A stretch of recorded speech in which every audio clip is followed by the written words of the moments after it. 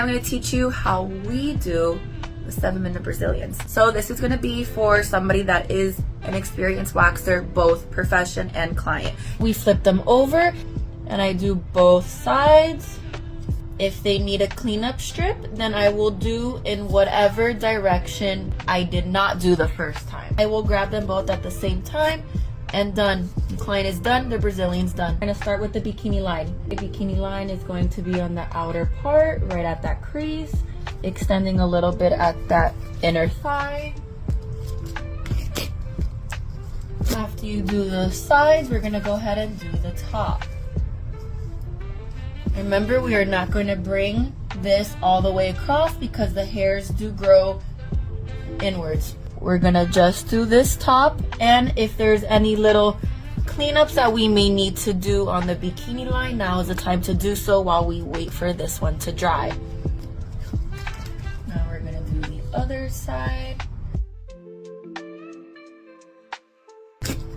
Now we're going to work on our labia. I'm going to start this labia strip a little bit higher up to get this part that we did not get.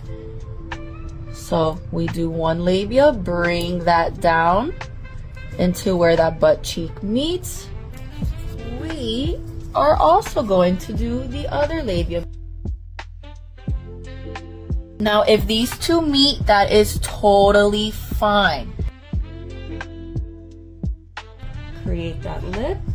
We're waiting for this to dry. We can do any cleanups up here, any cleanups down here if need to be.